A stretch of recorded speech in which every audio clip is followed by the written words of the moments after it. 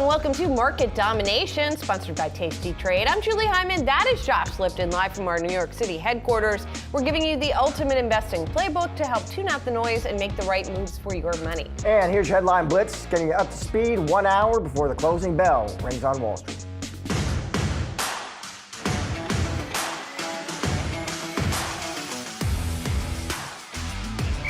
I think this is leadership. It's strong economic policy. It's workers being able to exercise their power, and it's companies, right? Like helping to fuel a record recovery. 254,000 jobs created last month. Most people thought it would not be possible, but it is. If you invest big in America, if you put working people first, and if you have solid leadership, I think that makes a really big difference. I have been saying the critical question, as the job market cools to a sustainable full employment level, can we stop there, or is it going to deteriorate and kind of crash through normal? The more reports like this we get, the more confident I will be that it's where we want to be. All of these gains for workers have been a long time coming. They come after a decades-long stretch of widening inequality in our country. And they come at a time as these companies have become enormously profitable. So again, some commentators may grumble, but the reality is we are seeing enormous growth, enormous profits, and big wage gains for workers. We got 1 hour to go until the market close, so let's take a look at the major averages. And indeed, the port strike behind us now, at least for now. And so all of the focus today was on the jobs report, and we got a blowout number, 254,000 jobs being added last month. The unemployment rate ticking down to 4.1%, better than the majority, if not all, of the economists' estimates out there. And we're seeing good news is good news in these markets. The Dow up 214 points, 0.5%. The S&P 500 up about 0.5%. The Nasdaq up closer to 0.9%. Yeah, this one, Julie, was interesting. Economists saying this is really just one of those reports where all the key parameters beat expectations. I mean, it was just a solid report. And of course, investors now trying to figure out, what does Jay Powell make of the report? What does the Fed make of the report? How does this sort of shape the path and trajectory of rate cuts ahead? Yeah, and we had some skeptics and critics of the Fed coming out today and saying, well, maybe they didn't need to do 50 basis points at the last meeting. And now we are also getting a lot of commentators, Nick Timmeros, for example, in the Wall Street Journal, saying 25 basis points now looks like the future path. Doesn't look like we would get another 0.5 percentage point cut at the next meeting. But of course, there is another jobs report between now and then, and things can still change. Yeah, that was, Mike Darda, smart economist, friend of the show. That's really what he told his clients. He said he looked at this report and said that stops another supersized cut in its tracks. And he sort of he does bet the Fed proceeds cautiously, barring, of course, you get some kind of large downside surprise in October. Yeah, a couple other things to note here as we look at what's going on the stock side, have to look at what's going on in the bond side as well here. And we see yields ticking higher here. Again, on that perception, you're not going to get another large cut. At least it doesn't look like that right now. So pretty big move higher in yields here. As we look across the sectors in the S&P 500, we see those yield sensitive groups, real estate, utilities moving lower. You see financials, consumer discretionary, tech moving higher. And then finally, one other asset that we have to check, not just for today, but on the week, and that is oil. Oil having a big move up. Here's today's move. And then you look at the 5-day move, up 9%. That's the best week in 2 years for oil prices. Yeah, so it's interesting. You're obviously kind of waiting here to see what Israel's response is to the Iranian attack. It was interesting, President Biden speaking today at the daily press briefing. Of course, he touched on ports, touched on Hurricane Helene, but also did mention geopolitics, saying Israel hasn't decided yet what its response is going to be. So you're waiting to see, do they decide to target those Iranian oil fields? Right. It looks like that this market is pricing in some risk, some supply risk, potentially. All right. Julie, take it away. All right, I'll do it. Markets bouncing higher on the heels of the jobs report. And some of the biggest moves of the day are in the bond market. As we talked about, that 10-year yield closing in on 4%. We're joined by George Catrambone. He is DWS Group Head of Fixed Income and Head of Trading. So as we look at this move here, was that your reading on today's jobs report as well? Is that 50 basis points now off the table, George, and that's what the market is trying to price in now? Sure, good news was not good news for bond yields as they went higher. When you look at the constituency of the report, you're looking at healthcare, travel and leisure, government, all services sectors that are coming up and remain strong. So the problem for me was, and probably the Fed, the 3-month averages moved from 114,000 to 184,000. So that trend line changed significantly. It almost looks as if that plane that everyone's been talking about buzzed the tower, and the trend line looks like it's going higher. So I've heard a little bit about Governor Timorous in your opening there. and I think that's ultimately the question. It seems like he believes it's 25 basis points, but it seems like now it was premature for the Fed to actually cut 50 in July. I mean, there was talk of course, George, about that this morning, some Monday morning quarterbacking.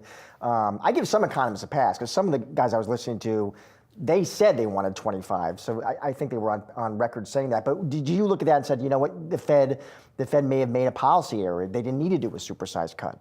I think they were in front, and I think it's truly to call it a policy error, but the data didn't portend going 50 basis points at that time. And going into the blackout window, retail sales was still strong enough. CPI was actually kind of firm. That's where I'm turning to the page next week to know whether or not it was actually an error. The question is whether or not inflation continues the downward trajectory, especially when that services sector and jobs at least rebounded today. Well, and it's interesting, if you look at the Treasury market as one of the transmission mechanisms of the Fed, it hasn't come down that much, right? So yields have not come down that much, that is. So you could argue, even though they cut 50 basis points, there wasn't that much additional easing that hadn't already been priced into the market, maybe? Well, economic conditions were already loose, and I think that's part of the problem when they actually did this. You had corporate earnings that were expanding, and I think that was the knock from those Monday morning quarterbacks a little bit that, again, the data didn't necessarily say we had to do an outsized cut.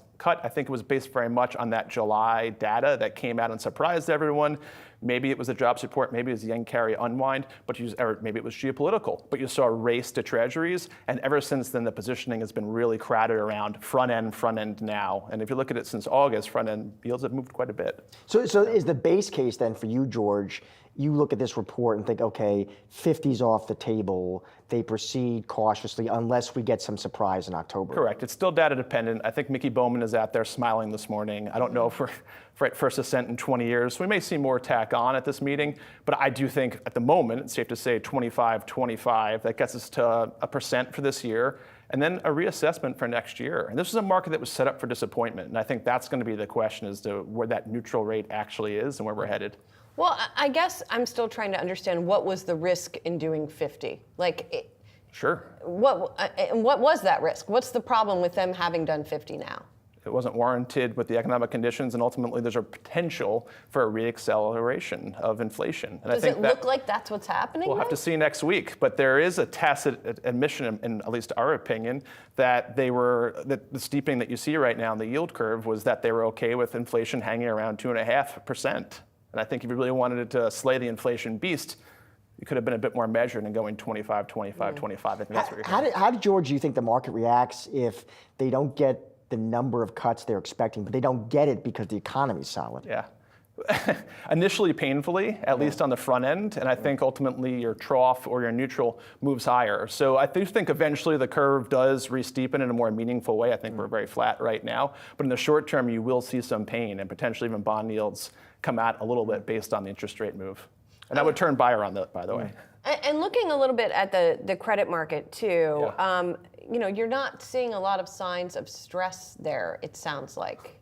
No, I think, 10% of the CCC index last week moved out of distress territory. And that's been part of the problem. The story of 25 will be interest rates versus credit. And that's just a question. Meaning what? Meaning how much, based on how the market was priced for perfection, and bad news effectively was seen as good news to support both lower yields and corporate credit, and they've been able to issue. We had negative concessions last week. Everyone's been able to come to market and ultimately avoid that refunding wall.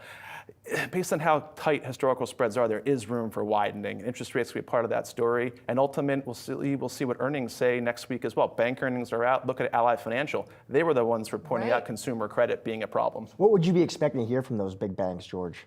Well, you would hope to hear, after seeing what we saw today, that everything kind of stays intact. You don't want to see more subprime stress, ultimately going more into the prime segment. That's where the issues will come from. And Does it seem like, I mean, when Ally reported, that had to do with auto credit, right? Does it feel like there are those cracks? It's been concentrated. Yep, it's been concentrated in auto. The problem is if that spiders elsewhere, and I think that's ultimately the question. And we're still a little negative on consumer overall right now. Yes, we realize this report. Yes, we've looked at retail sales, but we still think there's still some stress to come, at least in credit card usage continuing to go up. All right, we're going to keep an eye on that. Thank you, George. Appreciate it. Good to see you. We're just getting started here on Market Domination. Coming up, Spirit Airlines reportedly exploring bankruptcy. Shares of that company and several other airlines topping the Yahoo Finance trending tickers list today. We will be discussing that. Plus, OpenAI raises more than $6 billion in its latest funding round.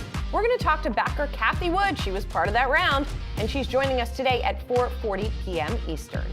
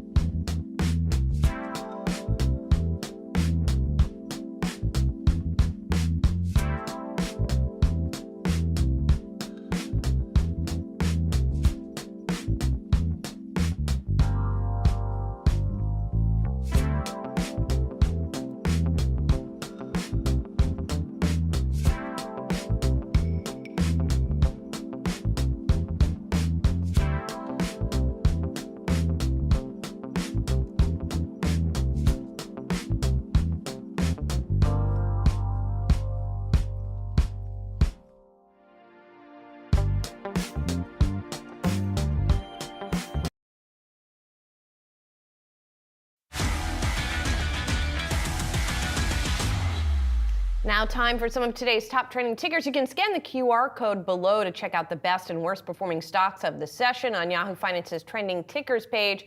First up, Spirit Airlines. That stock has been plunging. The Wall Street Journal reported the budget airline was considering filing for Chapter 11 bankruptcy protection. And we have to couch this because it's not something that is imminent, but the company has a lot of debt, about $3.3 billion worth, including about $1.1 billion that is due in a year or less, effectively. So it has been in negotiations with its bondholders to try to figure out what to do about that debt. It sounds like both from that journal report as well as a report with Bloomberg that the bankruptcy filing would sort of be contingent on if it wasn't able to come to an agreement with its bondholders. Yeah, not imminent, according to these reports, but the stock, I mean, you can see sinking hard. We're actually record low, actually. I saw Citi's Stephen Trent, who rates this one to sell, cited as saying it's a combination of high leverage and negative free cash flow leaves little room for error.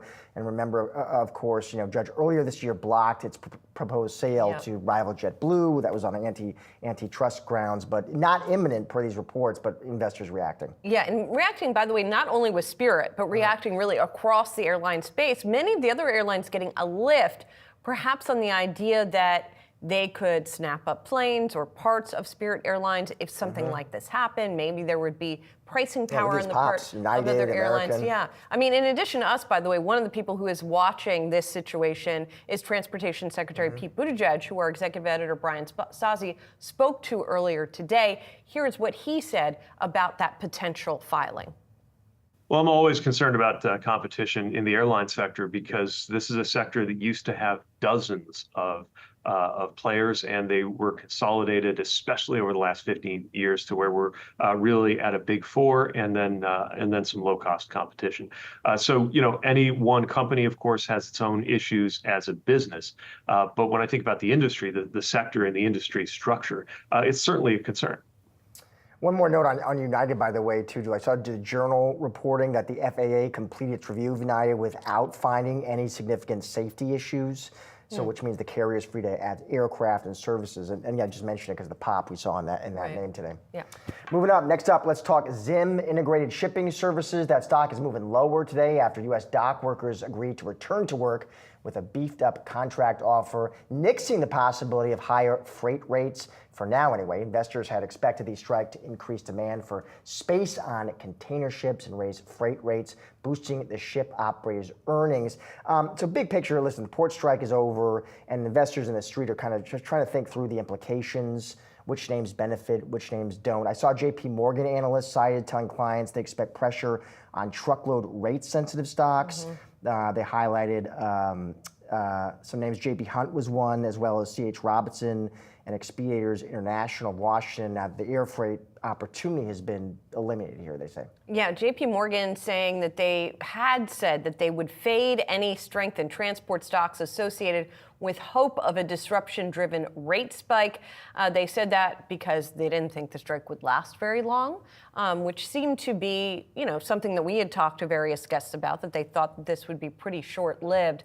And so, indeed, many of those stocks that had been running up, now that rally is getting faded, and we're seeing really not just shipping, but also those trucking stocks across the board. Here's one other name. I reached out to Scott Schneeberger over at Oppenheimer to hear just what he was kind of telling his clients. Likes the trucking company XPO, saying, yes, there have been some near-term uncertainties, and he mentions, of course, the port strike, but with that now in the rearview mirror, says he thinks XPO's valuation is compelling here. Although XPO shares were also down a little bit today. Much so, they did not get a lift from that view. Our last trading ticker is DJT, Trump Media and Technology. That stock moving higher today. The company revealed that its COO, Andrew Northwall, had resigned in late September. Former President Donald Trump's social media company also said it will release nearly 800,000 shares of its stock to an early investor in accordance with a recent court order that had to do with an ongoing dispute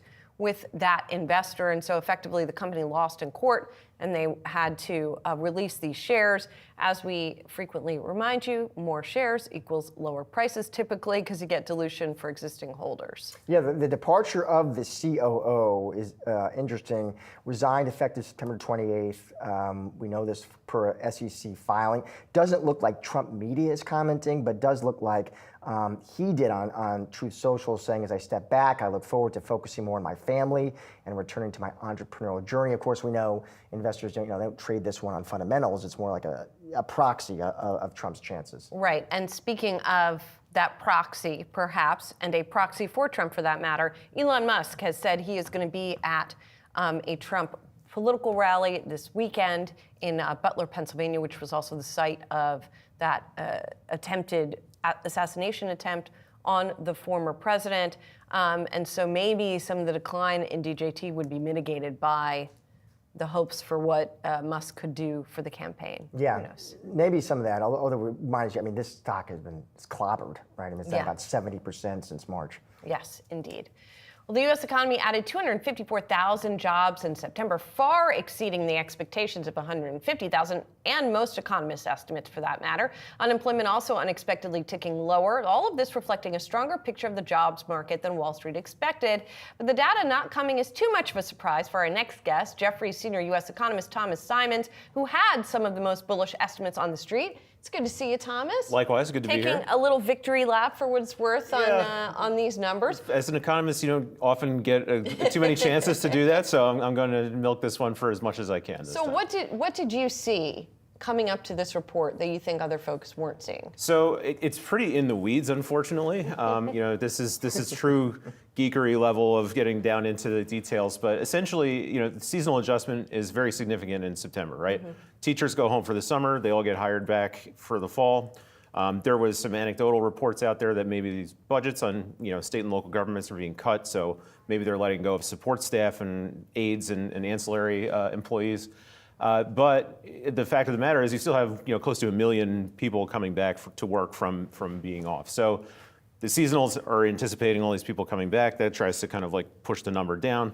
The seasonals, when they take out jobs in the last several months anyway, have been taking out fewer jobs than they were pre-pandemic or even in the last couple of years. So it's one of these things where it's small adjustment there ends up having an outsized impact on the headline print, since that's really just kind of the net number of jobs that's gained in the end. Thomas, the strategist, economist David Rosenberg wrote this on X. Just an interesting question. He said, it's really tough squaring today's red-hot payroll survey data with what business contacts told the Fed in the latest Beige Book. Namely, employees were more selective with their hires, less likely to expand their workforces, talking about an uncertain economic outlook, wages rose at a modest pace. How do we square these two things? Well, roughly 3/4 of the jobs that were created were in education and healthcare and leisure and hospitality, right? So outside of one of the Fed contacts being perhaps a major restaurant chain operator or something, I don't know that they would necessarily have eyes on the trends that are fueling that job growth. So you can see in many other areas like information, finance, retail trade, that's where hiring has slowed down sharply. And then, of course, you have government hiring on top of it that looked like it was slowing down in the first half of the year and now seems to be picking back up, have some upward revisions that make the picture look a little bit more, more solid. So, but he's absolutely right that it's very difficult to reconcile the very negative tone of any kind of qualitative data, surveys, PMIs, Beige Book, against the economic data, which is in good shape and in some instances is getting revised higher and looking good. I mean, it's not unusual necessarily to have surveys and more hard data not match up. Absolutely. Something else that stood out to me in the report, which again is a little bit in the weeds here, is the response rate. That is the percentage of companies who answered when the government said, how many people did you hire, was around 62%, which is the lowest we've seen in a September since 2002. Okay. So usually when you get the revisions, that goes up to something like 90%. Yeah, eventually, yeah. So what does that mean? I mean, how likely is it that the number will stay at 254,000? Oh, it almost certainly won't stay at 254,000. Now, to be honest, I'm not 100% sure that means it's necessarily going to be revised up or down. It's just that, as they get more of the detail in, it changes the picture. Recently, again, revisions tend to be kind of a momentum thing, right? So if you're getting downside revisions, you're more likely to get another downward revision the next month. Well, we just got some that's upward the thing, revisions. right? Is that we kind of have pivoted on that front. So, yeah, I mean, it really does look like if you buy into that, there is a good sign that the labor market slowed, but it's still cooking along. It's not getting into some sort of reinforcing cycle to the downside, which is what often happens when layoffs start up.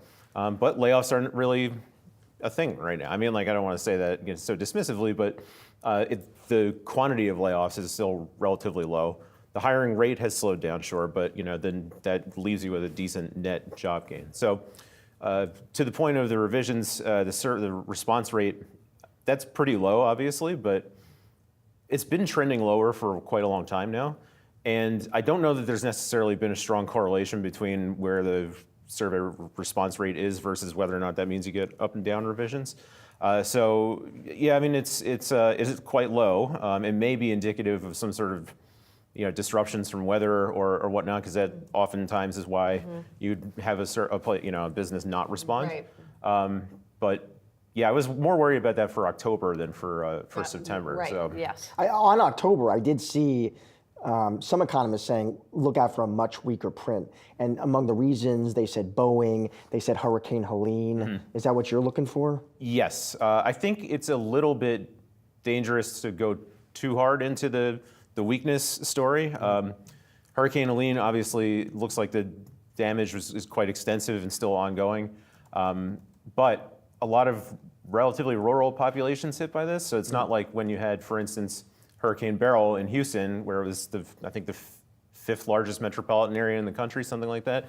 Then you can have big swings in payroll data. But I don't think that we're necessarily going to see the weather effect be that significant, but the work stoppages for sure. I mean, like Boeing, if the strike extends through the survey period, that would be fairly substantial.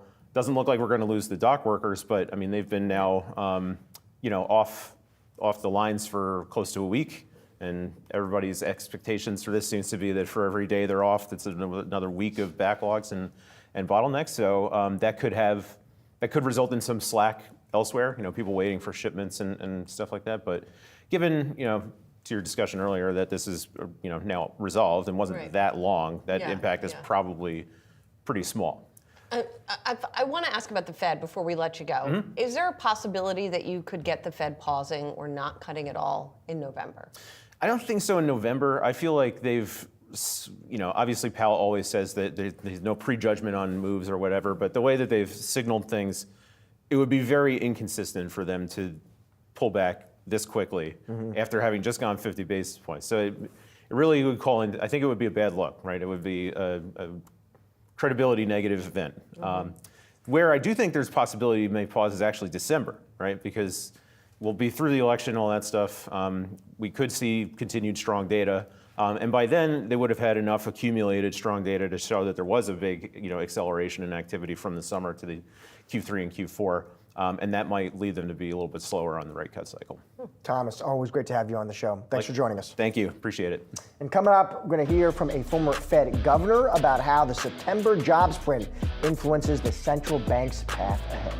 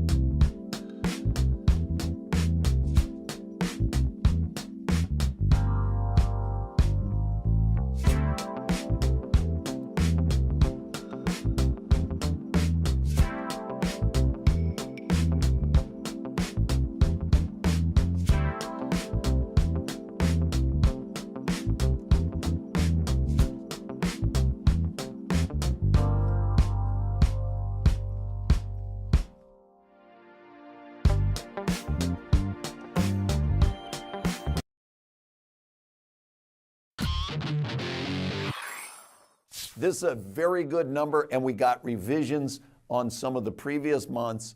If we get more jobs reports like this, with the unemployment rate hopefully settling in kind of the low fours type of range, while we're simultaneously getting inflation reads that are right at or even below the 2% target, it would give me, I can't speak for anyone else on the committee by the rules, but it would give me more comfort that we are achieving exactly where we want to be and was our goal.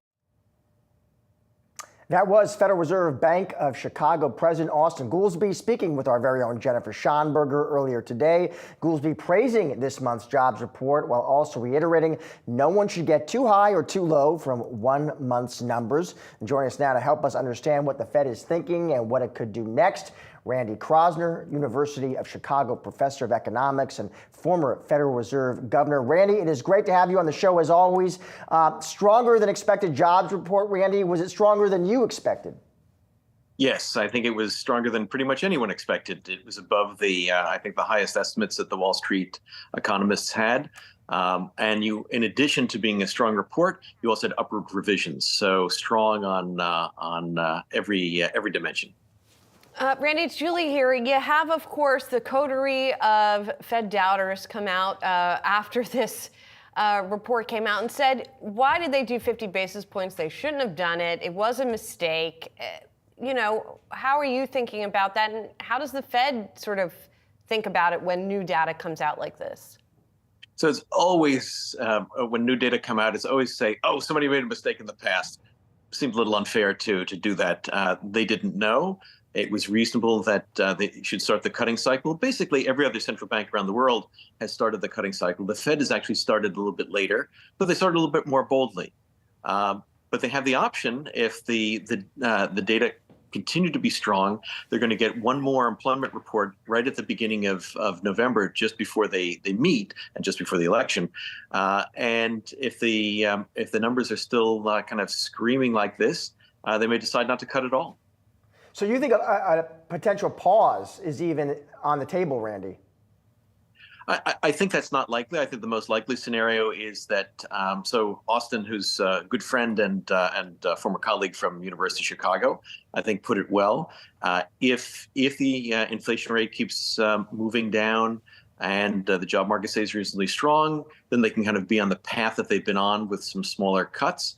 But let's say the inflation rate doesn't start to come down. Maybe this strength that we're seeing in the labor market is reflected in higher wages, because wage growth was still 4%.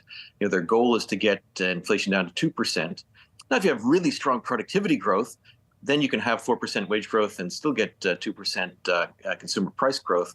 But right now, we're not seeing productivity grow quite that strongly. So they've got to bring the wage growth down. If the wage growth isn't coming down, if there's still a lot of pressure, they may have to, and the labor market remains strong, they may have to reconsider whether they're going to cut at all. Many other central banks around the world did an initial cut and then took a pause. Randy, tease that out a little bit for us, because if I'm somebody who's watching, and I don't have a degree in economics, and I hear you say, well, the Fed doesn't want wages to go up too much, right? Because, you know, for people who are seeing that, they might say, well, that's good news. Why does the Fed want to put a cap that, right? So explain that a little bit more, how you can, you know, why that is a problem to have wages going up. Sure, and so I think the Fed and everybody else would like to see, you know, people have higher incomes, and that's really great. But they also have this goal of trying to get inflation down to 2%. One of the key inputs into really any production process, whether it's services or traditional manufacturing, is wages. And so if wages are going up at 4%, your key input cost is going up at 4%. Unless those workers are becoming more productive, that is having high output per hour, high productivity growth, it's very hard to square having your key input go up at 4% when prices are only going up 2%. And so that's where the tension is. If we get productivity growth up, that'd be terrific. But otherwise, we may have to see a little slowing of the heat and the wage growth to make all these pieces fit to get to their 2% target. Randy, final issue I want to get your take on immigration, hot button political issue in this election year. How is that impacting our labor market? Well, there have been a lot of estimates that because there seemed to be so much growth of jobs without the number of people in the labor force really growing that much. And so some people have estimated that because so many immigrants have come over the border, that they are not fully counted, but they are working and they are producing, and so that, to some extent, some people argue, has been a bit of a relief valve of how we could have such a robust job market, but not have even higher wage pressures coming in. But that's going to be a really key issue, because if you really stop the inflow of laborers, all the things being equal, the price of labor is going to go up. Wages are going to start to go up faster, and then it's going to be tough for the Fed to meet that 2% goal. Randy, it's always great to have you on the show. Thank you so much. Facebook owner Meta announcing it has built a new AI model that generates video and audio that could rival tools from competitors like OpenAI. Right now, you are looking at a not video of actual creatures, but rather just as video cute as the generated by, well, is it? I don't know. I don't know how I feel about this. Dan Halley is joining us now with more. Dan, tell me how to feel about fake baby animals. I'm going to point it out. Hippos don't swim. They bounce on the bottom of the water. I did not know that. Yeah, so they cannot swim. So fake out of the gate. This is a really interesting type of technology. There's a couple of different things going. This is called Meta's Movie Gen. What you were seeing there was the video generation, and they basically put in a prompt, have a baby hippo swimming around in a nice pond, and they'll push this out. There's examples where there's a surfing koala. There's also personalized video. So you would upload an image of yourself, and then you would give it a prompt, and then it would show you in that prompt. So in one example, a woman has a photo of herself, and then she says, in a pink jacket, DJing next to a cheetah, and it shows her DJing next to a cheetah. Looked pretty impressive. Then there's different types of precise video editing, they call it. So there's a video of penguins walking across the screen, and so they then put Victorian outfits on it, and it looks pretty real. And then finally, there's audio generation, and that's basically where they're able to add audio to video. And so taken together, I mean, this is some impressive technology.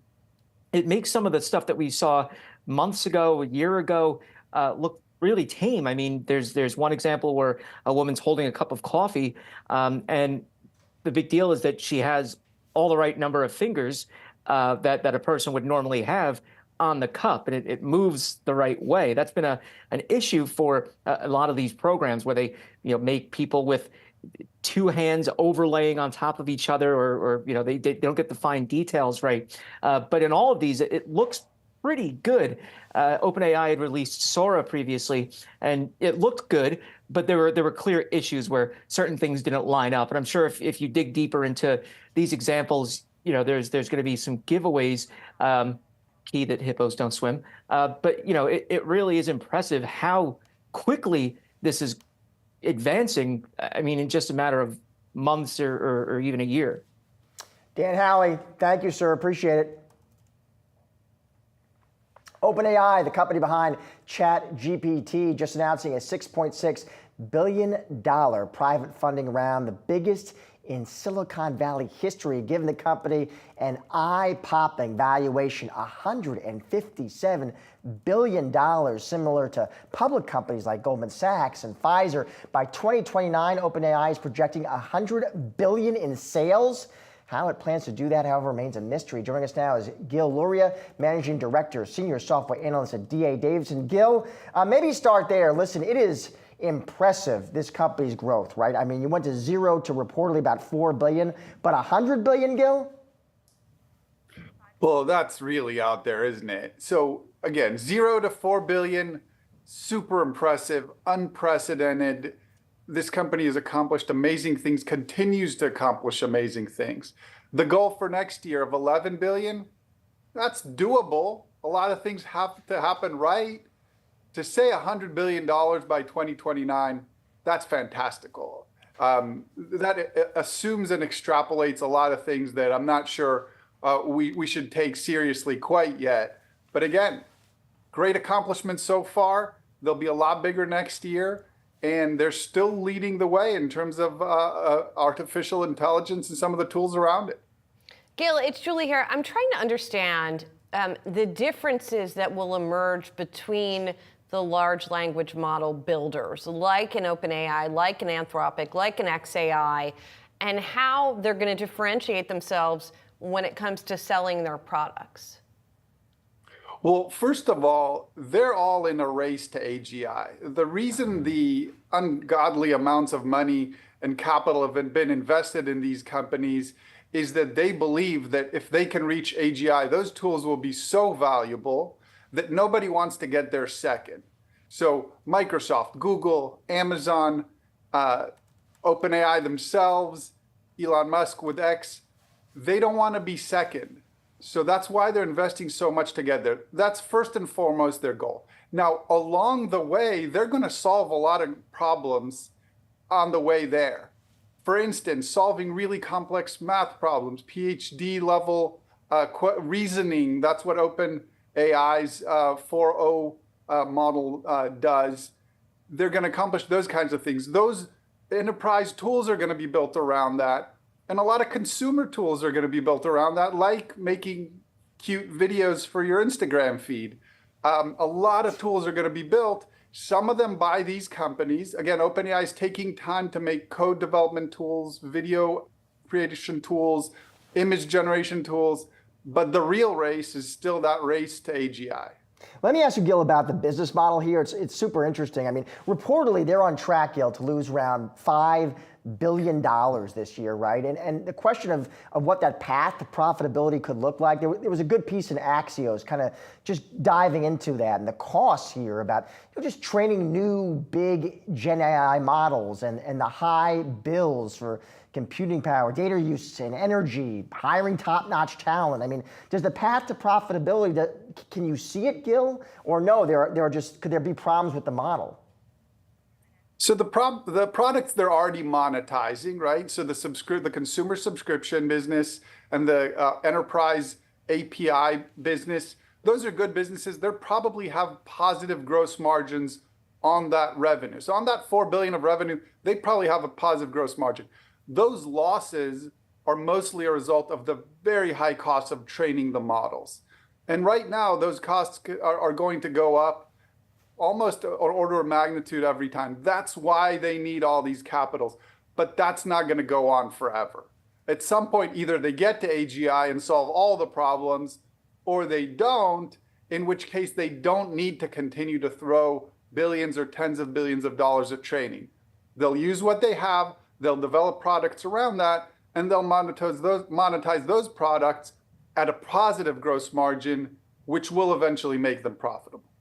So let's get back to AGI. I mean, we had, for example, Masa-san of SoftBank, who also put money into this latest funding round for OpenAI, saying it's only going to be 2 or 3 years before we get to artificial general intelligence. In other words, the AI's reasoning just as well as a human. Does anybody actually know? Do we have any clue how long it's really going to take? And would they have to get there to achieve that sort of number out of wherever, $100 billion? So the short answer is no, nobody knows. But it is very, very smart, influential people with a good view of what's happening that are telling us that. Sam Altman, Elon Musk, Mark Zuckerberg. They're telling us that they see a straight line to AGI. There's a lot of problems that need to get solved along the way, but they believe those problems will get solved. Call me skeptical, but I'm for now, all these models seem to be doing is getting better at the same things, at the reasoning, at the code generation, at the language generation, at the image generation. AGI is almost on a different axis. It's a level of intelligence that will solve problems that were not previously introduced. we need to get through a few more breakthroughs to get to that. And I believe those very smart people that is possible, but we're going to have to see those breakthroughs being made, or at least significant progress towards those breakthroughs, to believe that AGI is around the corner. Again, a model that is smarter than any human being, or possibly smarter than all of human beings, and then able to solve problems that have not yet been introduced or it's not been trained on. That is a very high hurdle. But again, that's why they all believe it's going to happen and are investing so much capital, because nobody wants to get to that second. They all want to get to that first. Gil, always great to catch up with you. Thank you. Have a great weekend. Thank you, you too. And in the next hour, we're going to speak with ARK Invest CEO Cathie Wood. She's one of the investors in OpenAI's latest funding. That's coming up at 4:40 p.m. Eastern. But first, find out why Abercrombie & Fitch was added to JP Morgan's positive catalyst watch list. We've got more details when Market Domination returns.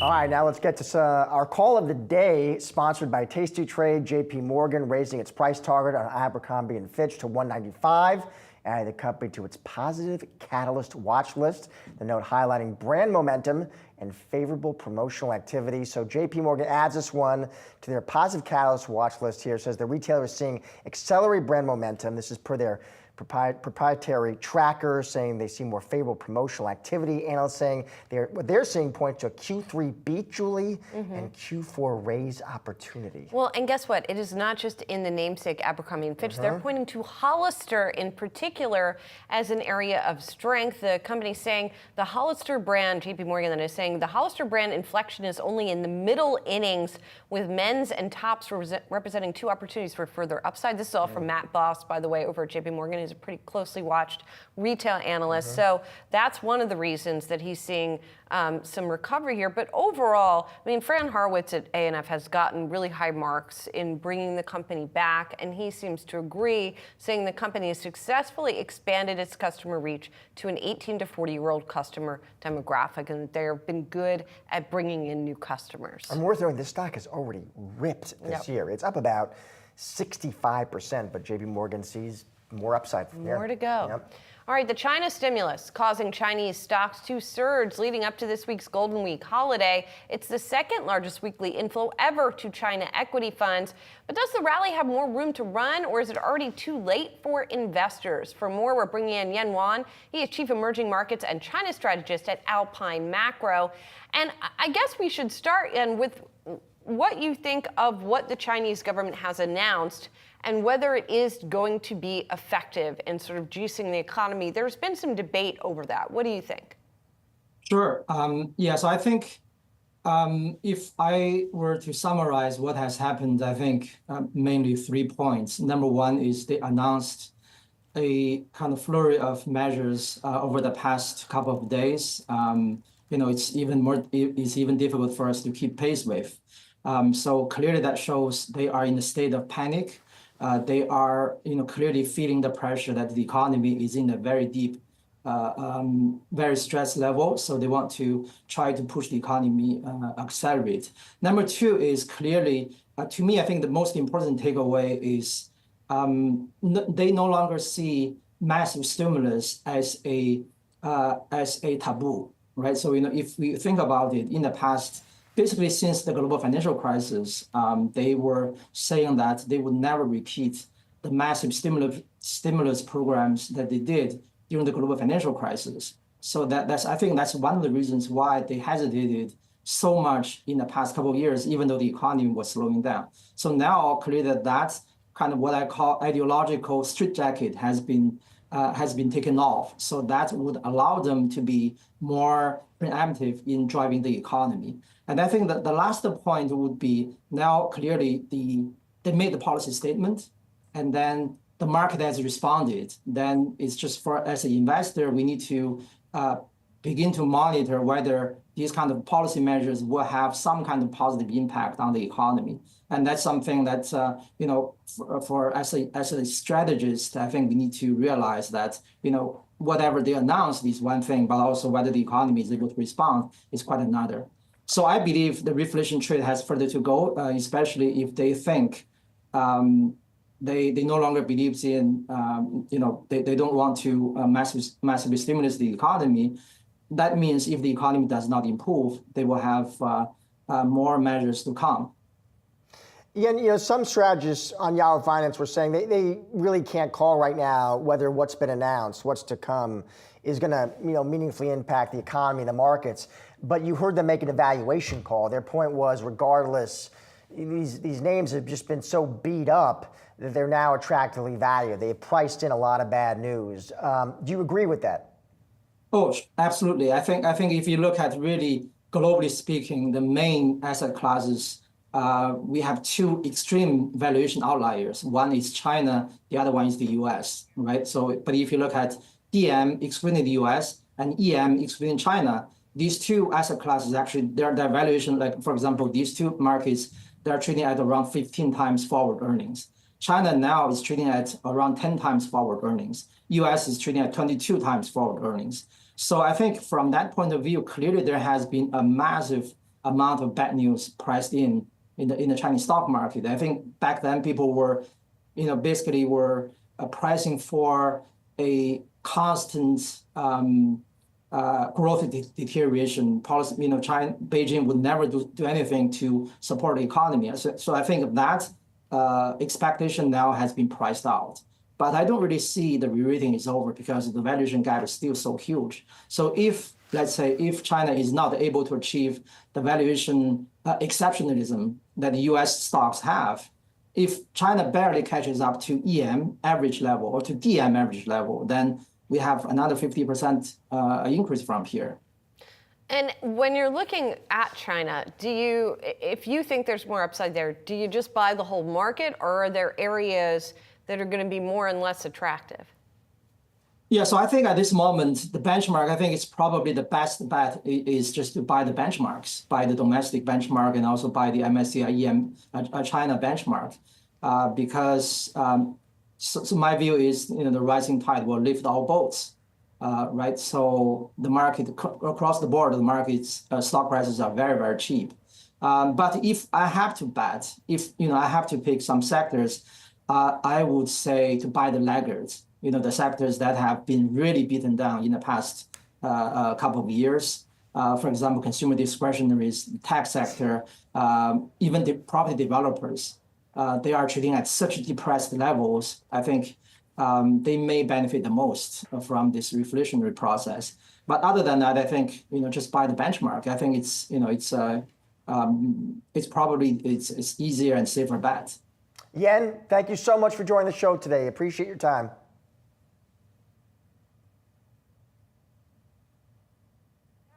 And while we're wrapping up today's market domination with stocks near the highs of the session, don't go anywhere. We've got you covered with all the action following the closing bell. Stay tuned for market domination overtime.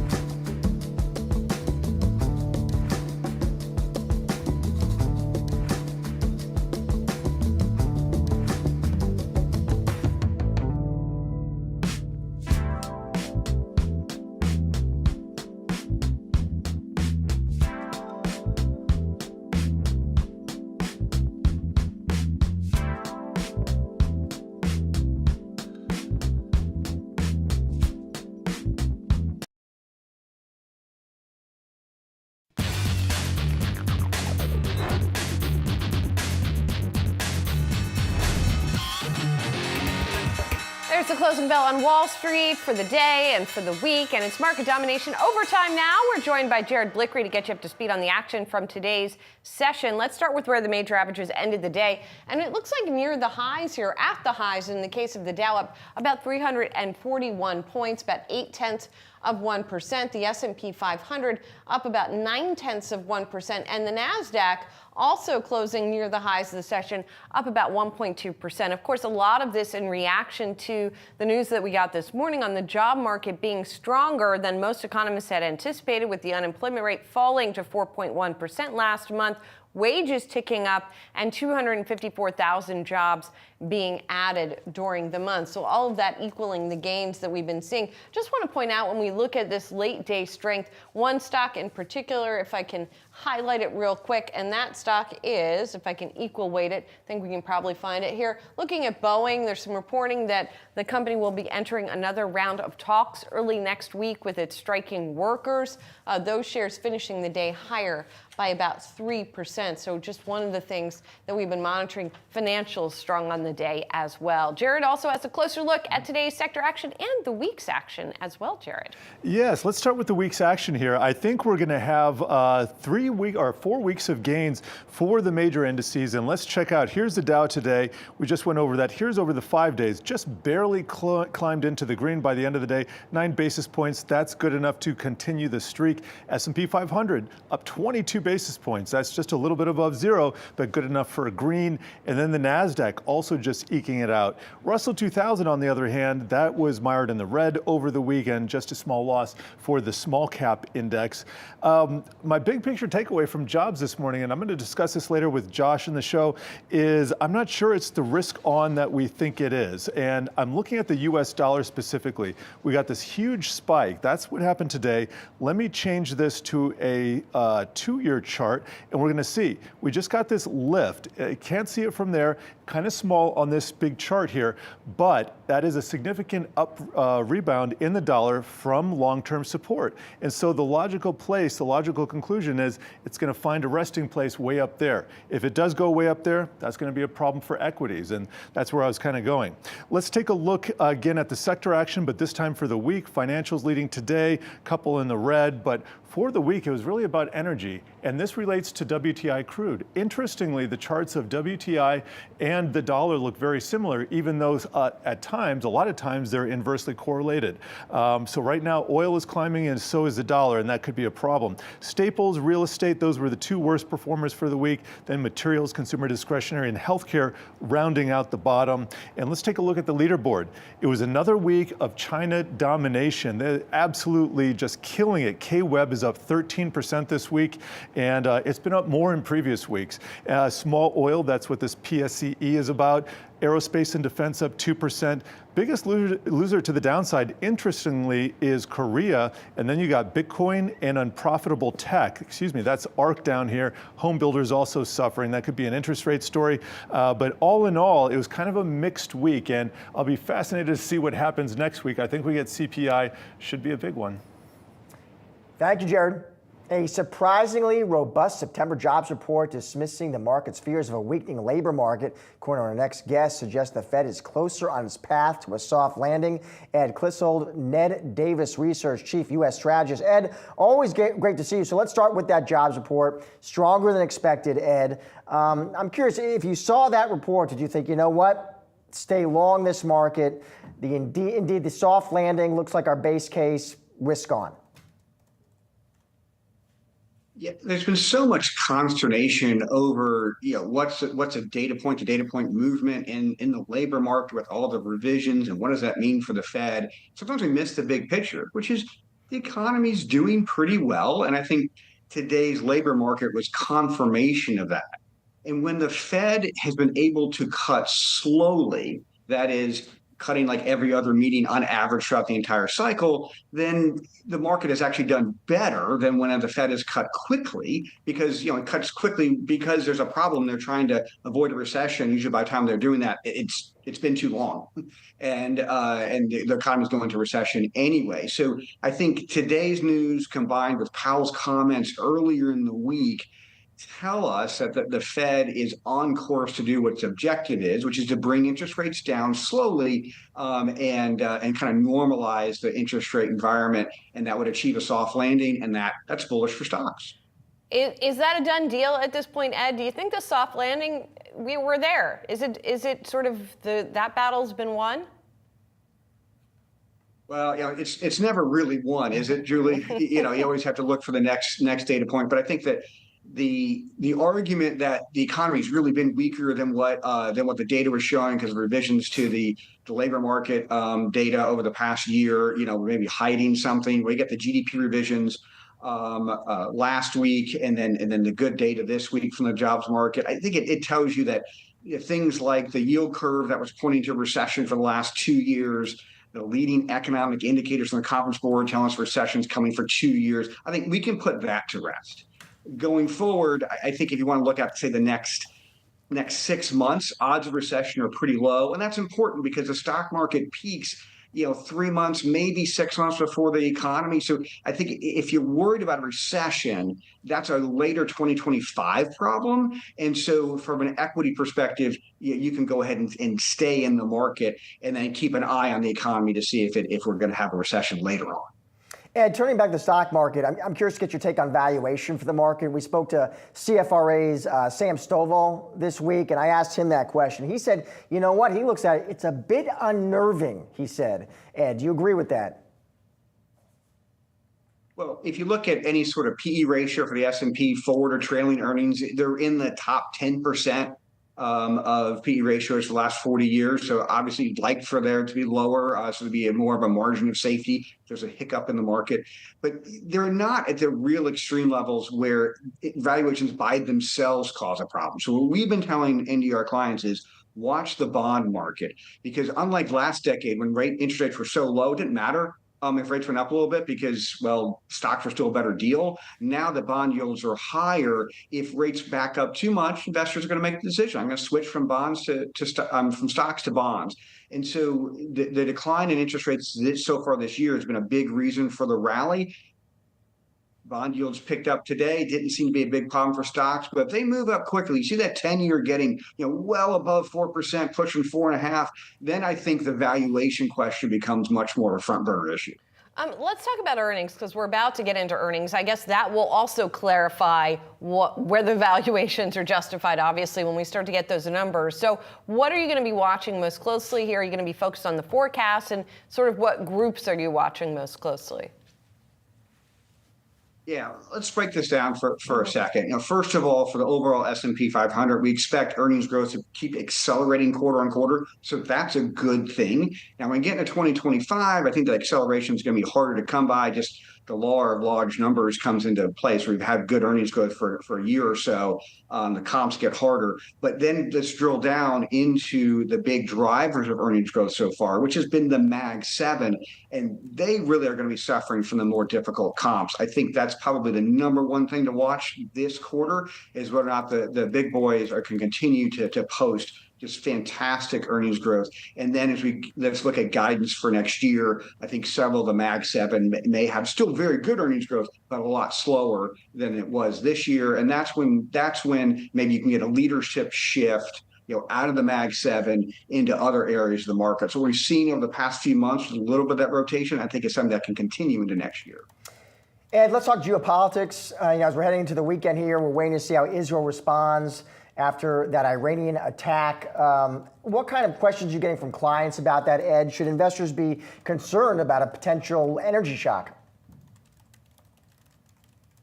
Yeah, that always seems to be a great question whenever you get these things to pop up. And obviously the first thing is a concern for the people there. But if you want to look at it from purely an investment standpoint, these things almost always are a short-term knee-jerk reaction, and the market recovers any losses within 3, at most 6 months. The only exception to that is when you got a recession. So that's a bigger problem. And the U.S. economy is so much less energy intensive than it was, say, 30, 40 years ago when the last time we had Middle East tension so high.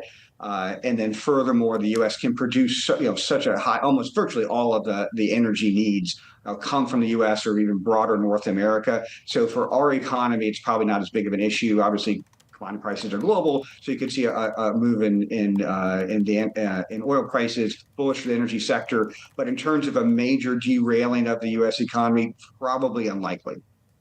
Ed, good to see you. Thanks a lot. Thanks for having me. Coming up with potential volatility on the horizon, we're looking at which risk-focused option strategies investors should consider. We got more market domination overtime coming up.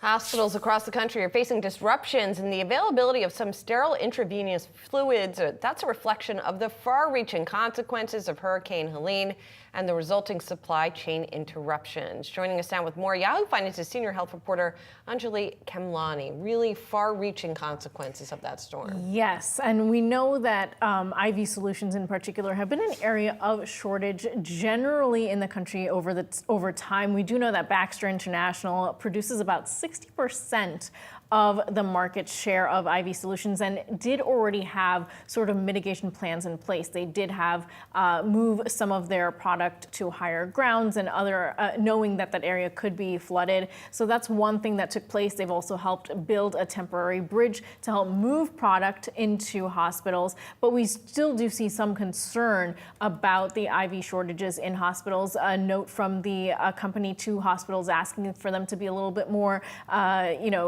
watchful of who is getting these bags. Typically, it's something that goes to every patient that comes in for an emergency visit and the like. So maybe to, especially when it comes to IV saline solutions, maybe use electrolytes in other forms such as Pedialyte, Gatorade, et cetera, other oral intakes rather than the needle. And so that's something that we're keeping an eye on, and is how much backstock these hospitals do have and how much they will need to alter their care procedures as a result of the supply that is in place. It's important to note that this is one of those areas that it doesn't have too much competition. I noted, 60% of the market share just from one company alone. They reported about $3.8 billion in revenue in the last quarter alone. And as we see an aging population, their market really only fares to grow. And we know that competition has been pretty sparse for some time in this space, which is why all eyes on Baxter. They did have some significant loss in their stock when the announcement first came out a few days ago. They are pairing a little bit and have been up about 3% or 3.5% today. So we're seeing a little bit of that comeback as possibly some confidence is restored in the company's ability to get back. Still no date on when they're going to reopen that one big plant that shut down in North Carolina, but they do have global networks. They do also have partners globally that can produce. And so that's something that we're waiting to hear on. They've done this in previous hurricanes as well. So we'll have to see if that is a plan that they put in place. All right. Thank you, Anj. Appreciate it. A new injection of volatility may be ahead for markets with the start to earnings season around the corner, election day nearing, and geopolitical uncertainty lingering. We're looking at which risk-focused option strategies to consider. All-Star Chart's chief option strategist, Sean McLaughlin, joins us now for the Options Playbook sponsored by TasterJade. Sean, great to have you on the show. Maybe you start big picture, Sean, because there were folks who looked at that jobs report today. I know it was stronger than expected pretty much by everybody. And they said, listen, keep it simple. Soft landing, risk on. Is that how you see it? We are definitely of the mind that we want to be focused on the upside. We think that there are great opportunities. We think that this is a bull market. Look, earnings season is around the corner. We know that, and we know the election is just right behind that. And so when we are faced with a little bit of uncertainty and a little bit of unknown, one of the great things about being an options trader is that we can define our risks. I don't know about you, but sometimes when I hold stock positions or futures positions overnight, that overnight gap risk is something that causes me many sleepless nights. Well, with options, you can structure trades in such ways that you know what your risks are going in overnight or into any event or any event-specific thing like an election, for example. You know what your risks are. And as long as you're comfortable with those risks, you can sleep at night, and we can still position to profit when we get the trades right. Hey, Sean, it's Julie here. So I guess the question is, how do you limit your risk or manage your risk, particularly event-related risk like the election, for example? So my frame of mind now for the next 2-3 months certainly is I want to be putting on defined risk options trades. So we could be keeping it very simple. Let's say just like a long call if I'm bullish. Perhaps a bull call spread where I buy a slightly out of the money call and sell one further out of the money to lower my costs. In both cases, the premium that I pay is the most I can lose. So yes, I can go in and sell naked puts if I'm bullish, but that's not something that I want to do. Even with volatility high, those trades tend to be, perhaps have the odds in your favor selling premium when it's high. But having that open-ended risk is just not something I would recommend here. If I'm going to be positioning over the next 2 to 3 months, which I will be, I'm going to be doing it with defined risk trades. And that is, for my money, the best feature about trading options. Let's get to some specific names here too, Sean. Got a trade for Exxon. Walk us through that strategy. So ExxonMobil is an example of one of my favorite setups in the market. I love to buy stocks that are making fresh all-time highs. And Exxon today closed right around just shy of 125. That's a new all-time high. And when a stock is making an all-time high, you don't have overhead supply. You don't have people who are looking to exit, maybe who got in at higher prices and are just want to take their profits or whatnot. You have no overhead supply. Anyone who is long the stock at this point in time, no matter when they bought it, they're making money. And anyone who is unfortunately short the stock, they are losing money. And the only way shorts can stop the bleeding is by buying the stock and propelling it further higher. But when stocks are making fresh all-time highs, I love those setups, and I like to keep it simple. Usually, we're getting a little creative with this trade here, and we'll explain it in a second. But stocks like this, typically, I like to buy calls or get buy bull call spreads. In this case, I wanted to be long those 140 calls in March. You see here on the graph that you guys have set up, but with all the uncertainty going on right now, and this is oil. Oil's always a hot topic when you have the threat of war and you got politics involved. So it can be kind of a sloppy trade, right? I don't think it's going to be a clean breakout from here. So what I have done is I've purchased a call spread. So I bought the 140 calls and I sold the 150 calls against it to lower my cost. But then I took it one step further and I'm selling the 115-105 put spread to help finance the purchase of those calls. And you'll notice that as long as ExxonMobil stays above 115 from now until expiration, which is in March, at the very worst case scenario, I'm going to walk away with a net credit because the trades I put on today, when I bought the call spread, I also sold the put spread. I got a little bit more for that put spread than I paid to purchase the call spread. I netted about 50 cents when I put that trade on. I think you could maybe get 60 cents now where it closed today. So worst case scenario, if Exxon is kind of moves up, it doesn't move up as fast as I would like it to, or even if it just stays sideways for the next few months, I'm in a position to profit. Really where I take action is if Exxon sells off, for whatever reason, there's a million reasons why I could sell off. If it does, if it breaks below 115, which is 8% below today's closing price, that's when I'll pull the trigger and get out. Whether I just bought calls or just bought a call spread, I'm a loser either way. In this case, I'll be a loser on that put spread, but my risk is defined. I know that no matter what, in a worst case scenario, the most I can lose in this spread is $9.50. And that is arrived at figuring out the full value of that put spread that I'm short. The most that spread could be worth is $10. Gotcha. So it'll cost me $10 to close it. I collected 50 cents today. So net, my biggest max loss would be $9.50, but I'll be out long before that, hopefully. Defining that risk, as you put it. Sean, good to see you. Thanks a lot. Great to be seen and great to be here. Thanks, Julie. Thanks, Josh. We'll see you again sometime soon. Yep. Have a good weekend. And that'll do it for us, too. And for today's Market Domination Overtime, be sure to come back Monday at 3 p.m. Eastern for all of your coverage leading up to and after the closing bell. Well, we're not entirely done. No, we're not. Don't go anywhere. On the other side of the break, it's Asking for a Trend. Got an interview with ARK Invest CEO Cathie Wood at 4:40 p.m. Eastern. Stick around.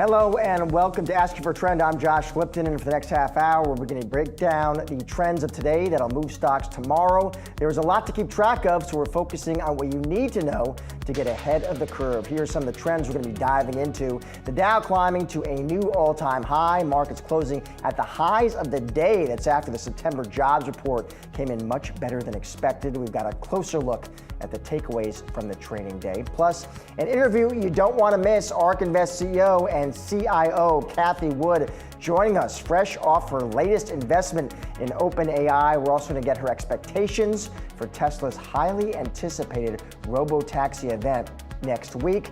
And that Tesla event is just one of the key events next week, of course, which could have ripple effects on the market and the economy, including the start of earnings season. We have everything you need to know ahead.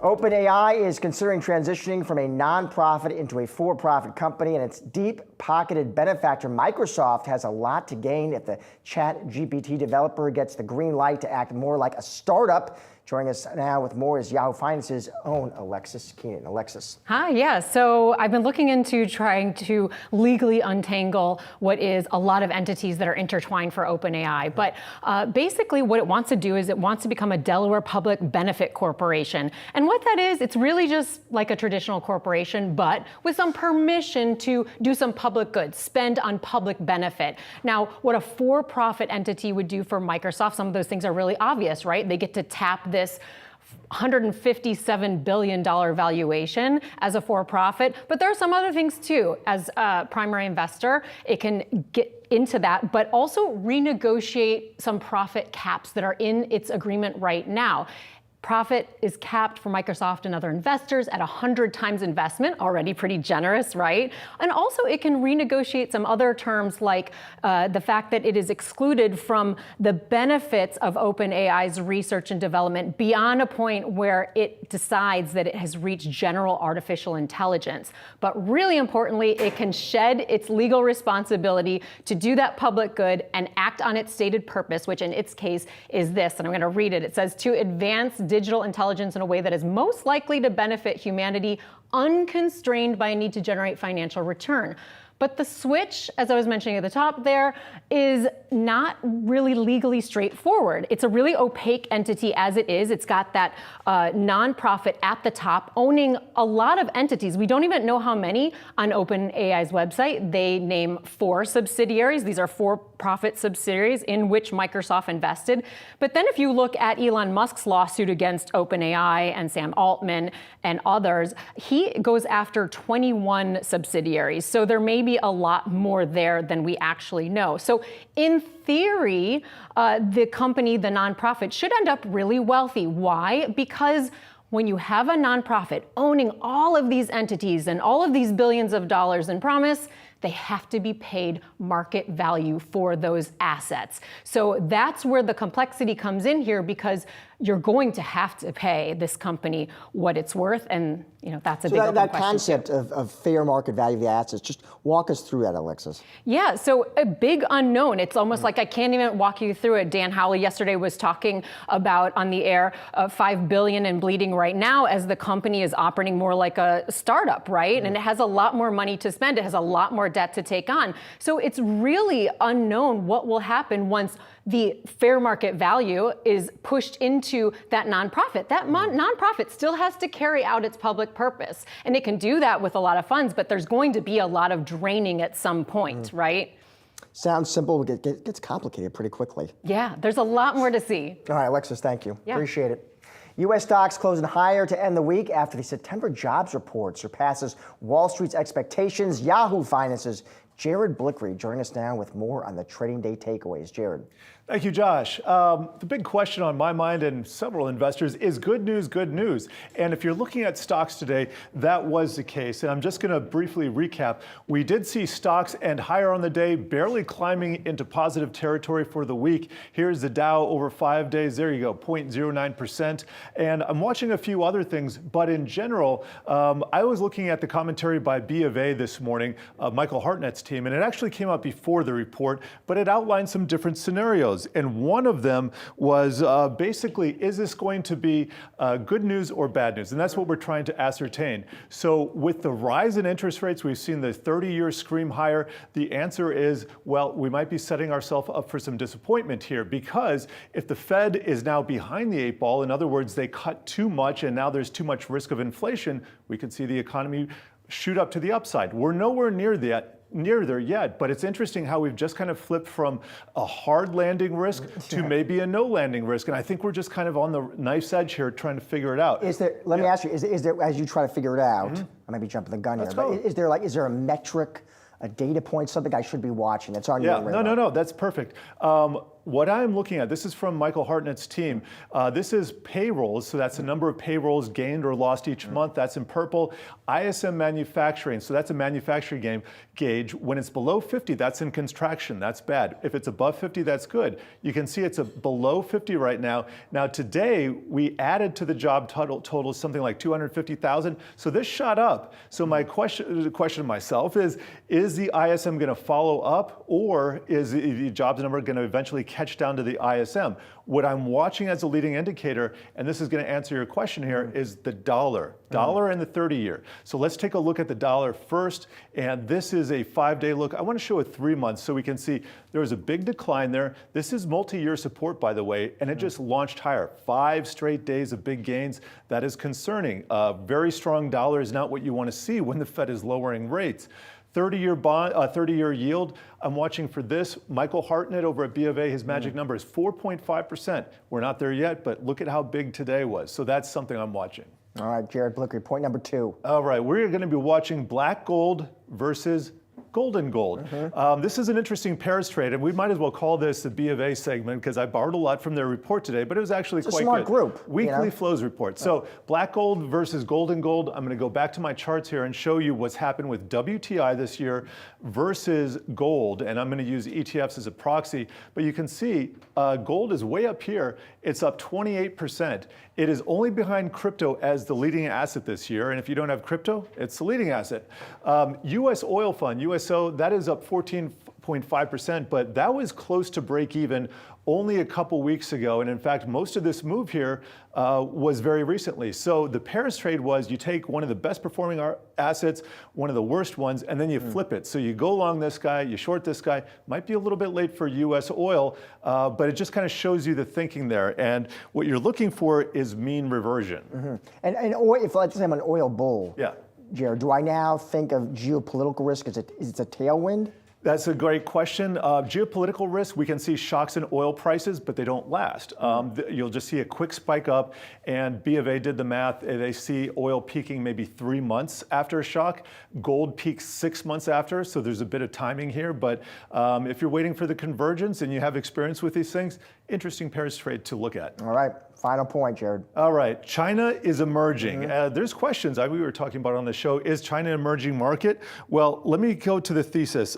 B of A is saying that China just soared on the classic 3 Ps. What are those Ps? Positioning. So positioning was at 50-year lows versus US. Bearish profit, that's the other P, expectations, and reversed via policy shock. Basically $500 billion, more than 3% of GDP. This is the entire emerging market versus US stocks, and this goes all the way back to 1949. Want to point out that we are just by really, really low historic standards. So this would be the time potentially to get in on the EM trade. Is it going to be China? I think the question is, has it run too far, too fast?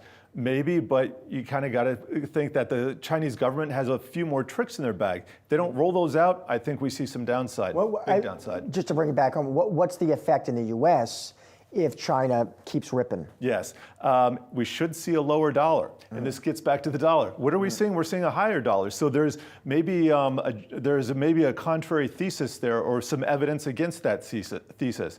What I'm really closely watching the dollar, and I keep repeating myself here, is because this should not be happening in this environment, and it's just a yellow warning flag. So for multiple reasons, watching the U.S. dollar. Yellow flag, Jared. Thank you, brother. Appreciate it. Coming up, we are sitting down with ARK Invest CEO Cathie Wood about her latest investment in OpenAI. That's next on Asking for a Trend.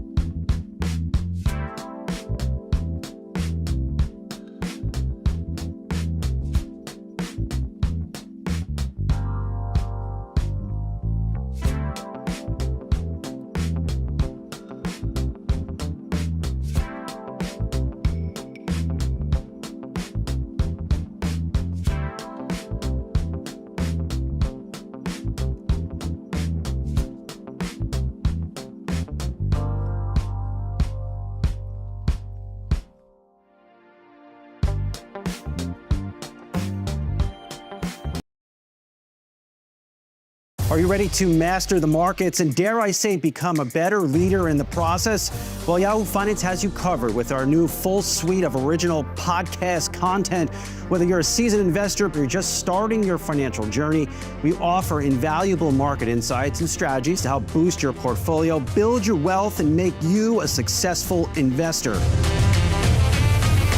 Now let's make some money and get a lot smarter. I've done Yahoo Finance forever. This is a spectacular spot. Welcome to Stocks in Translation. I'm your host, Jared Blickery. Hello, world. I'm Ross Mack. Hi, I'm Bob Powell, and welcome to Decoding Retirement. Welcome to Living Not So Fabulously. Hey, it's me, Tiffany the Budgetista, your favorite financial educator. Welcome to Capital Gains. We're off for a few days and everything has changed. From Wall Street to Main Street to the C-suite, we are your daily lifeline, because behind every great investor is Yahoo Finance. Join us on yahoofinance.com, the Yahoo Finance app, or wherever you get your podcasts.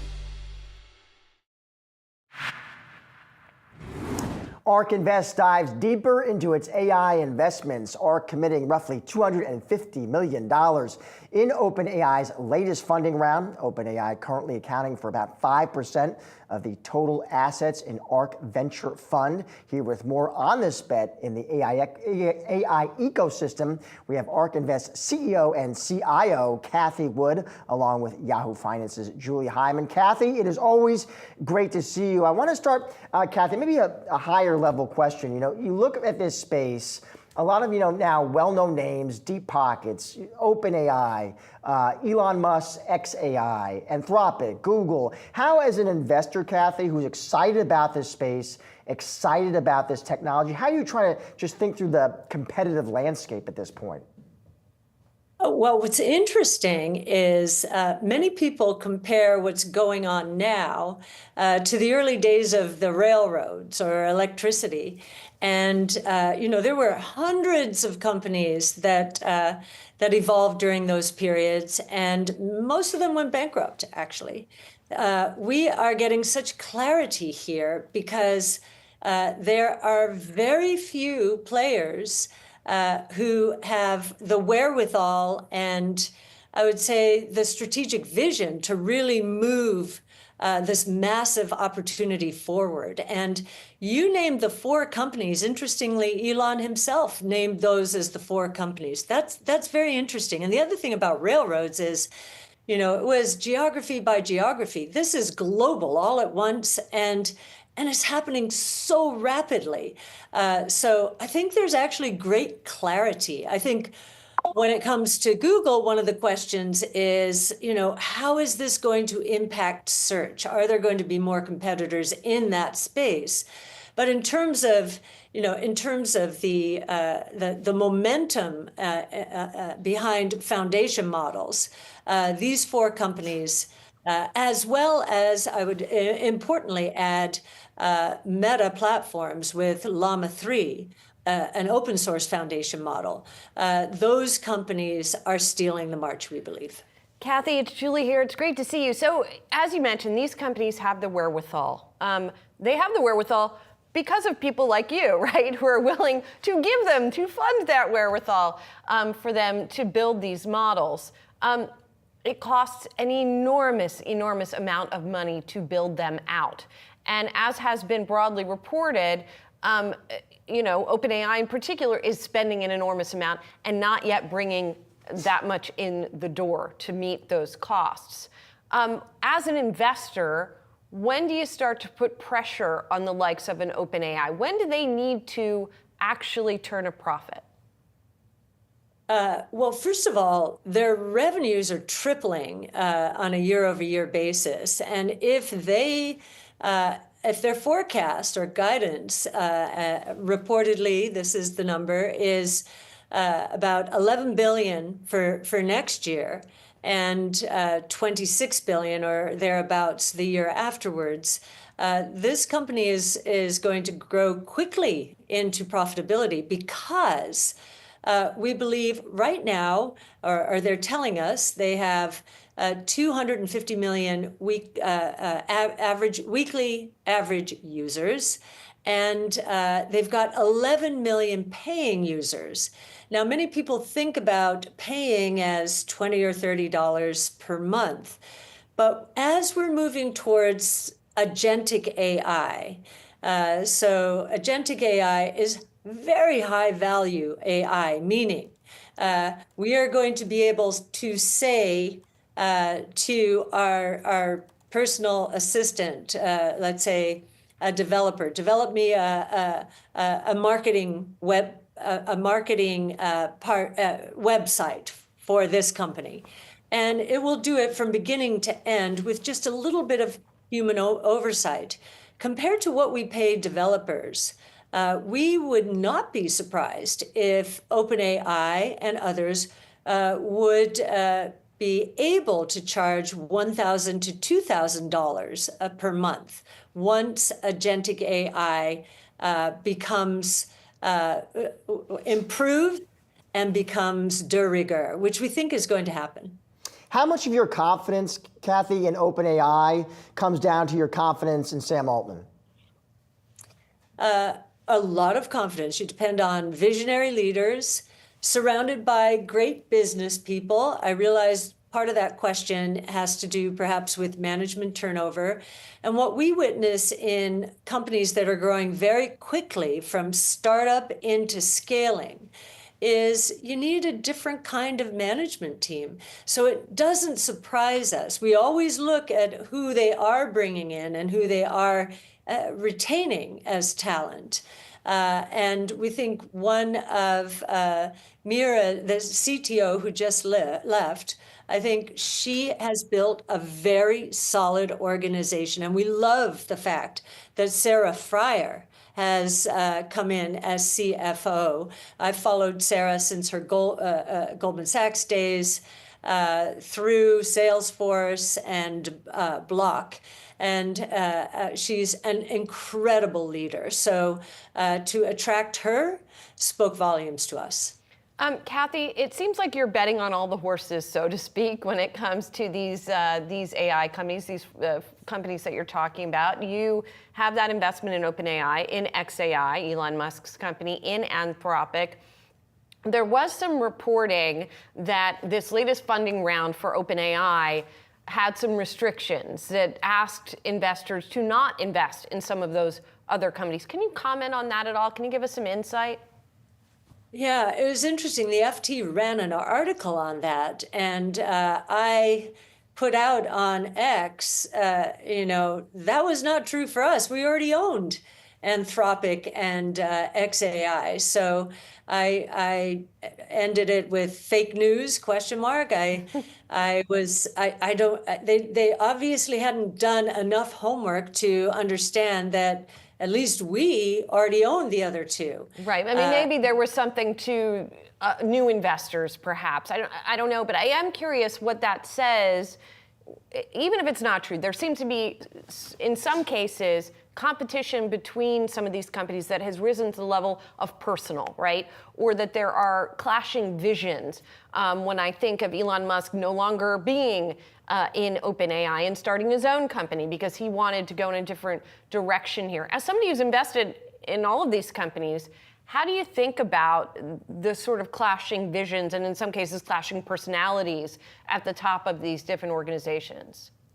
Well, I actually think it's good that they're not inside the same organization and that they're competing against each other. Competition is good. It's going to make this space more competitive and more effective, I think, longer term. So, and I know there's history and personalities, but I think this space is moving so quickly that each company is going to have its head down. And Julie, it's not that unusual.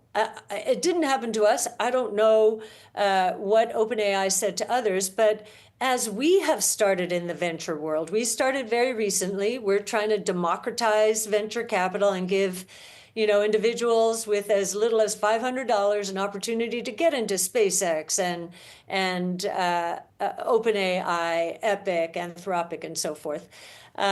So I think that we're looking to the future to see who's going to make this space happen. And so there's room for all of them. In fact, it's great that we don't have to pick from hundreds, only to see, bankruptcies the result. So I think it's going to make, what I was going to say before is it's not unusual for venture firms to face that kind of request from a company if the partners in the venture fund are going to be sitting on the boards of these companies, right? Because there's certain information flow to which they will be privy. And from a competitive point of view, that's not tenable. We're not in that situation at all. Maybe others are. I don't know. I don't know of any other venture firm that has a member on OpenAI's board, so I just don't know. But I know we don't face that problem because of what we're doing and how we do it. But others do face it, and I don't think it's unusual, frankly. Cathie, do you think Sam Altman and OpenAI ultimately pursues an IPO? It would seem like a good bet. They need obviously they need a lot of money. You'd be hard pressed to think regulators in Washington would ever let big tech acquire them. So I'm curious, IPO, and if so, any rough sense of timeline in your opinion? Yeah, it's interesting. A lot of companies are staying private longer. They just don't want to deal with the regulation in the public equity markets. And they also don't want to deal with the very short-term oriented or short-term investment time horizon of shareholders in the public equity markets. And we understand that.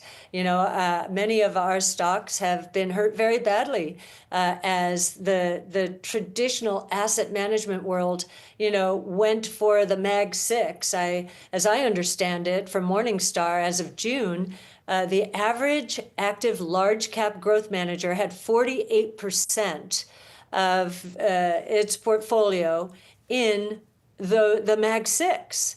And I'm looking at that saying, oh gosh, that to me seems like a lot of risk, whereas many people are treating our portfolios, which are much better diversified than that, as the more risky portfolio. And it's true, we have a longer term time horizon, but when it comes to AI, that is what you have to have. So if the public equity markets start to become more long-term in their investment time horizon, as risk appetites pick up, as interest rates come down, and are less competition to stocks, then I think that the public markets will become more friendly. And sure, the investment dollars necessary to make this new world happen are quite significant, and the public markets are a great and efficient way to do that.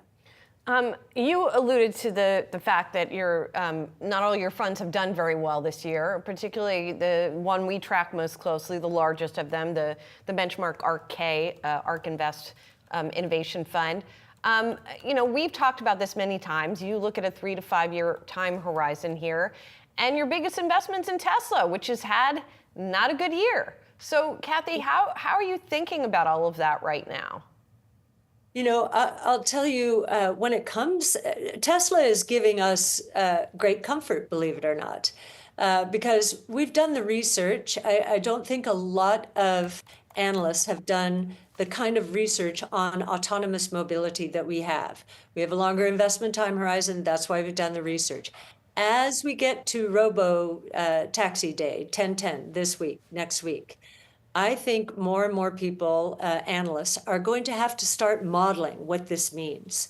And I think as they do, they will conclude that this is a software as a service model with 80% gross margins plus on that side of the model, as opposed to 15 to 30% margins on the EV side. And they're going to have to adjust their expectations up. Cathie, can I ask you though, because I think in theory, then there are some other people who have done that work and who have come to similar conclusions as you. I'm just not sure what we're actually going to learn at that Robotaxi Day, and how close, and maybe more from your internal comms with Tesla and from your research into the company, What are we going to hear on October 10th? And what is the timeline for all of this coming to fruition? Well, I think they're going to fill in some of the blanks that we have about when they're going to launch and how they're going to launch. So that's going to become important. It'll make it more real.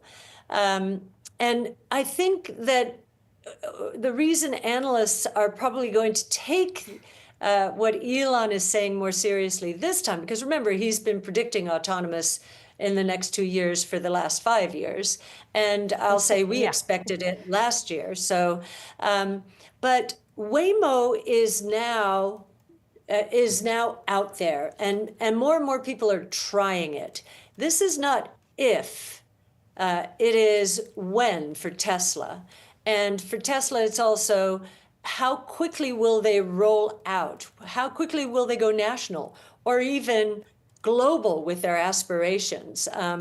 I think, as you know, Elon thinks in a very big way, and he has positioned Tesla to win the lion's share of this market. And this AI project is a winner-take-most project. The company that gets people from point A to point B the fastest, the safest, with as little wait time as possible, is going to win the lion's share of the market.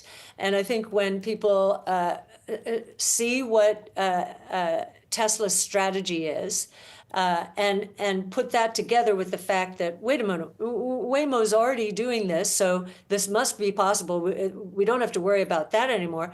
How big could this be? Well, we publish our model out there, and it's on our website, arc-invest.com. It's on GitHub. And you can play with the variables to, if you disagree with how optimistic we are, to see how big this market is going to be. It's enormous. From a revenue point of view, the platform opportunity, those hosting these networks, and Tesla will be one of those, that's a $4 to $5 trillion revenue opportunity in the next 5 to 10 years, if our research is correct. And again, it's winner take most. This is a $1 trillion plus revenue opportunity for Tesla in the next 5 years. It's a big idea. Cathie Wood, thank you so much for joining the show today. Appreciate it. Thank you, Josh, Julie. Great to see you both. Time now for what to watch next week, starting off on the Fed. Minutes from the Fed's September FOMC meeting will be out on Wednesday, giving us more insight into each Fed official's thoughts on monetary policy. In addition to FOMC minutes, we're going to be getting a big batch of Fed commentary throughout the week, including Chicago Fed President Austin Goolsbee. Goolsbee telling Yahoo Finance's Jennifer Schonberger earlier today about the September jobs report, praising the report and suggesting it's a good sign toward getting to the Fed's 2% inflation target. And moving over to the economy, some key pieces of economic data coming out next week. CPI, that's the Consumer Price Index, is out on Thursday. Economists forecasting that to tick down core CPI to 0.2% and total CPI to 0.1. In addition to CPI, we're going to be getting PPI data. That's the Producer Price Index. Those numbers also expected to slow. On the earnings front, banks are in focus with JP Morgan, Wells Fargo, BlackRock, and Bank of New York Mellon all reporting on Friday. And finally, Boeing and striking union negotiators are coming back to the table on Monday. That's according to a post on X from the International Association of Machinists and Aerospace Workers Union. Both sides are still seeking an agreement to put an end to a strike by around 33,000 of Boeing's U.S. West Coast workers. That's a wrap on today's Asking for a Trend. Be sure to come back tomorrow, Monday at 4:30 p.m. Eastern. Have a great weekend.